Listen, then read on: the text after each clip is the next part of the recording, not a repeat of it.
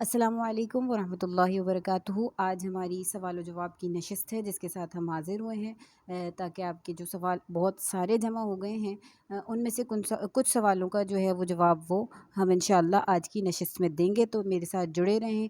اور ابھی تک کسی نے سبسکرائب نہیں کیا تو سبسکرائب کر دیجئے، لائک کر دیجئے، اور کومنٹس میں مزید سوال اور مزید اس بارے میں بتایا جا سکتا ہے، سوال کیا جا سکتا ہے۔ شروع کرتے ہیں۔ آج کا پہلا سوال ہے، کیا کافرہ عورت سے یا عیسائی عورت سے گھر میں کام کروانا، کپڑے دھلوانا، برتن دھلوانا یہ سب کروایا جا سکتا ہے؟ یہ مریم پوچھ رہی ہیں۔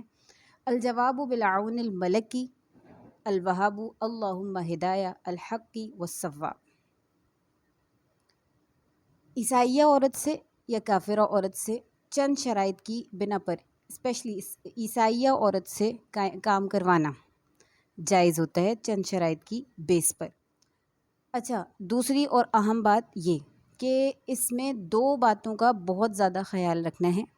پہلا امور یہ کہ عیسائیہ عورت سے گھر کے مرد جو محرم مرد ہیں وہ تمام پردہ کریں اور عیسائیہ عورت کی زینت کی طرف نہ دیکھیں، اس سے مذاق مستی نہ کریں، اس سے علیحدگی میں ہم کلام نہ ہوں، اس سے کسی بھی طرح کی کوئی بھی بات کرنا گھر کے مردوں کے لیے ناجائز ہوگا۔ اسی طرح عیسائیہ عورت اگر گھر میں کام کر رہی ہے یا کافرہ عورت گھر میں کام کر رہی ہے تو اس صورت میں گھر کی عورتوں کا بھی اس سے بے تکلف ہونا جائز نہیں۔ اسی طرح اپنے اعضائے سطر اس کے سامنے کھولنا بھی جائز نہیں۔ ہر چیز کی عورت کو بھی پابندی کرنا ہوگی، اس سے دوستانہ تکلفات نہیں رکھے جا سکتے، نہیں وابستہ کیے جا سکتے ان کے کسی بھی اوکیزن میں، کیونکہ ظاہر ہے عورتوں کا جو وہ معاملہ ہے وہ یہ ہے کہ وہ اپنے گھر میں جو کام کرنے والی آتی ہیں مائیں بہنیں ان کے ساتھ دوستانہ تکلفات بھی رکھتی ہیں، اور یہاں تک کہ پھر ان کی دعوتوں میں بھی جانے لگتے ہیں اور وہ بھی ان کو بھی اپنی دعوتوں میں بلایا جانے لگتا ہے، تو یہ تمام چیزیں ناجائز ہیں، اجازت نہیں ہے، بالکل ممانعت ہے۔ تو اگر عورت اس بات کا خیال رکھ سکتی ہے کہ یعنی پردے کا خیال رکھ سکتی ہے گھر کی عورت، تو ایسا کرنا اس کے لیے بہت مشکل ہو جاتا ہے کہ گھر میں رہنے والی عورت دوسری عورت سے جو کام کر رہی ہے اس سے اس طرح پردہ کرے، احتیاط برتے، تو یہ مکمل طور پر نہیں کر پاتی۔ تو اس لیے بہتر یہی ہے کہ اجتناب کریں اور اپنی مسلمان عورت کو جو ہے وہ اس چیز کا جو ہے وہ حامل بنایا جائے تاکہ اس سے دی جانے والی اجرت جو ہے وہ اس کے حق میں نافع ثابت ہو اور آپ کے حق میں جو ہے وہ گناہ بھی لازم نہ آئے اور آپ جس حد تک بچ سکتے ہیں بچا جائے۔ اللہ کریم ہمیں بچنے کی توفیق عطا فرمائے۔ اچھا، اس میں دوسری بات یہ ہے کہ کفار عموماً جو ہوتے ہیں وہ ناپاکی سے نہیں بچ پاتے، کیونکہ ان کے نزدیک یہ کانسیپٹ ہی نہیں ہوتا ناپاکی اور پاکی کا، تو ان کے ہاتھ اکثر جو ہے وہ ناپاک ہوتے ہیں، غلیظ چیزوں کو ہاتھ لگا چکے ہوتے ہیں۔ تو اگر ایسی صورت میں آپ کے وہ برتن دھوئیں گے یا کھانا بنائیں گے تو آپ کو کھانے میں کراہت ہوگی، گھن آئے گی، تو اس صورت میں بھی علماء اکرام منع فرماتے ہیں کہ بہتر یہی ہے کہ آپ مسلمان غریب عورت کا بھلا کریں۔ اللہ کریم ہمیں ہدایت کی توفیق عطا فرمائیں۔ اس کے ساتھ ہی دوسری بات، ناک کان چھیدنے کی اجرت دینا یا لینا جائز ہے یا نہیں ہے؟ تو جس طرح ناک کان چھیدنا عورت کے لیے جائز ہے، اسی طرح اس کی اجرت دینا اور لینا بھی جائز ہے، ان تمام باتوں میں کوئی حرج نہیں ہے۔ تیسرا سوال، اقصیٰ کہہ رہی ہیں کہ دلہنوں کا آئی برو آرٹیفیشل جو لگاتی ہیں اس کا لگانا کیسا ہے؟ تو زینت کے لیے مصنوعی پلکیں لگانا جائز ہے، بشرط یہ کہ وہ انسان کے بالوں سے یا خنزیر کے بالوں سے، پگ کے بالوں سے بنی ہوئی نہ ہوں، البتہ وضو اور غسل کرتے وقت اس کو اتارنا لازمی ہوگا۔ اسی کے ساتھ ساتھ تیسرا سوال ہے، احمد بھائی اپنی بیوی کے لیے پوچھ رہے ہیں، کیا عورت ویکس ہاتھ اور پیروں کی کر سکتی ہے؟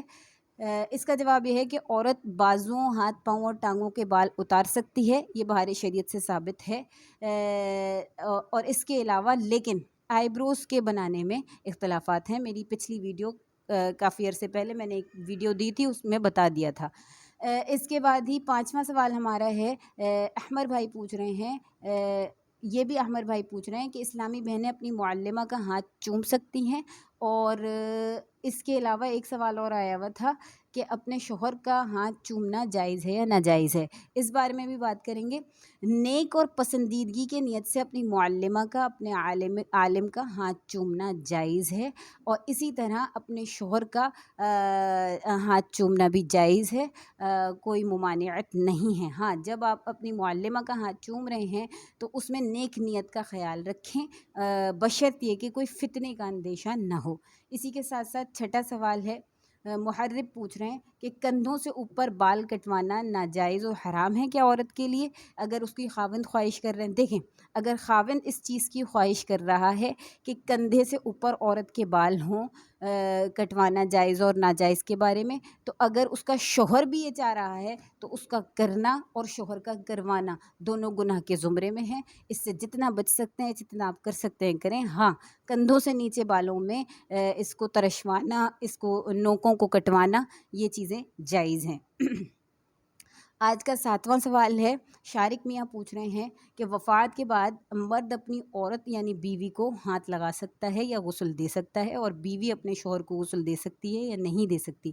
اس بارے میں دیکھیں شارق بھائی یا دیگر میرے احباب دوست جو سن رہے ہیں، بیوی کی وفات سے نکاح فوراً ختم ہو جاتا ہے، عورت کے مرنے سے نکاح مرد کا ختم ہو جاتا ہے، اس لیے مرد کو عورت کو ہاتھ لگانا جائز نہیں، حرام ہے، اور اسی طرح اس کو غسل دینا جائز نہیں۔ ہاں، بلا کوئی چیز بیچ میں حائل نہیں ہے تو اس طرح ناجائز ہے۔ اگر بیچ میں کوئی چیز حائل ہے تو مرد اس کو ہاتھ لگا سکتا ہے۔ اس کے علاوہ قبر میں اتارنا اور کندھا دینا آج کل بہت عام ہوا ہے کہ مرد جو ہے وہ نہیں کر سکتا، ایسا ہرگز نہیں ہے، مرد کندھا بھی دے سکتا ہے، مرد قبر میں بھی اتار سکتا ہے، لیکن صرف 2 باتوں کی ممانعت ہے، ایک غسل دینا اور دوسرا بلا حائل ہاتھ لگانا ناجائز و حرام ہے۔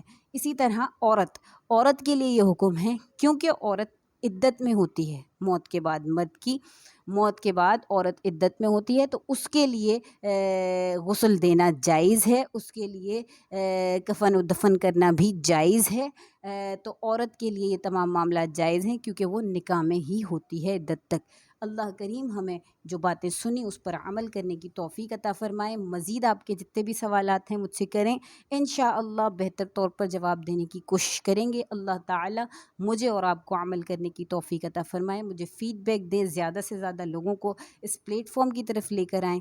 اللہ کریم آپ تمام کا حامی و ناصر ہو۔ لائک ضرور کیجئے، سبسکرائب نہیں کیا تو ضرور کر دیجئے، کامنٹس کیجئے، مجھے بتائیے کہ مزید آپ کو اور کیا جاننے کی خواہش ہے۔ اللہ کریم ہدایت کی توفیق عطا فرمائے۔ السلام علیکم ورحمۃ اللہ وبرکاتہ۔